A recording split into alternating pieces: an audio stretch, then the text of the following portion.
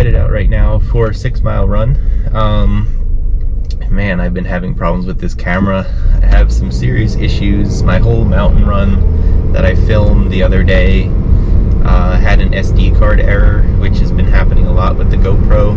I have the GoPro Hero 9 that I've just been using to kind of start things off here, and it's not working at all. Every time I have like a good amount of footage on the camera, it seems like the SD card just doesn't want to cooperate. So I have to reformat the card within the camera, or even when I plug it into the computer, it says that it needs to be formatted, which deletes all the media that's on the card at that time.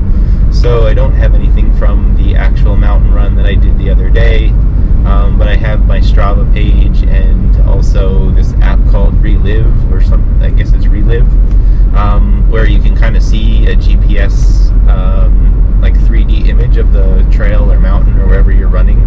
I've used it once before, but maybe we'll throw that up and just kind of talk through the run that I went on the other day, because there's a lot of nice views and things up there. It's just unfortunate that I didn't have the video, even just for myself, to have some of that. But, you know, we'll just go on a run today, depending on how my legs feel. They're honestly pretty tired after running around on the mountains the other day. It's the first time I went up into the mountains in a while. So I feel it in my hamstrings and my quads and everything that took a beating on the way up and down. And my calves. My calves were on fire from climbing up. I'm going to take it really slow to start, just to actually get the mileage in and not kind of run out of steam halfway through the run.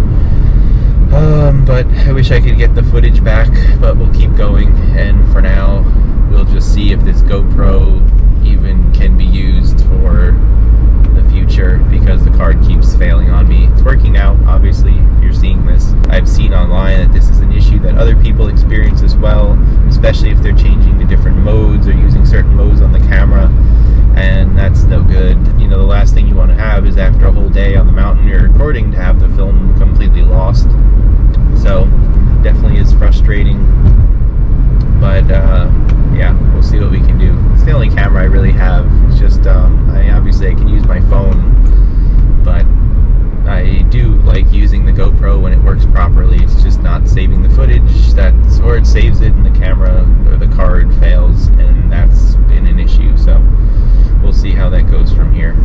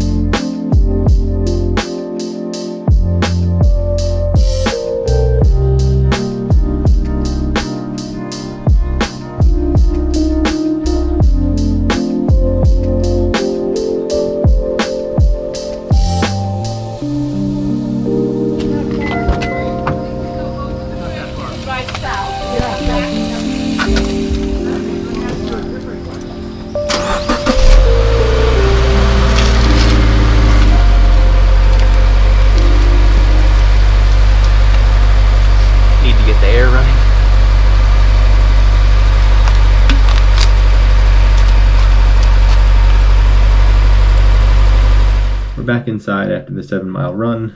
I'm just taking a look at Strava now so I can pull up things from yesterday. It was kind of a fun day. I'm going to try and find some pictures and everything that maybe some other people took to kind of show you where I was, but otherwise I just don't have anything since the camera failed on me. We have everything from today. Looks pretty good. I was really feeling pretty stiff in the first half all the way through the first 4 miles, so I just took it really easy. Wasn't really pushing at all, just trying to loosen up the legs. And then by mile 5, 6, and 7 today, everything kind of loosened up. It's not like my heart rate was going any higher. It just really was all in the legs that were kind of holding me back, so it was really nice to kind of push through and get around 9:30 per mile in 5, 6, and 7. And again, 7 miles is fairly high for me right now. I'm just trying to build everything back up. In the past, it would have been a pretty normal run, so I know my body can do it, but it's still, getting the cardio back, getting the legs used to it. So it's a good sign that the heart rate was pretty consistent even after I loosened up and was able to push through 9:30, which was an easy run today, but definitely some stiffness after the mountains the other day. Okay, so looking back at the run from yesterday, you can see here kind of the map from the GPS on Strava, and you're really just kind of coming up a river area. In the first mile, you're going up here in this blue section. You're climbing about 800 to 1,000 feet over that first mile. Then once you're up there, you're kind of just going up and down some pretty steep portions of the mountains. It kind of just keeps going through little peaks and valleys. You can kind of see here. But it's a lot of like almost rock scrambling as you get to the top of these separate peaks. So it does slow you down. It's more of a speed hike when you're up there and just trying to keep your footing on the rocks. To climb up, obviously there's some spots you cannot climb down. You're really just kind of shuffling and making sure you don't fall.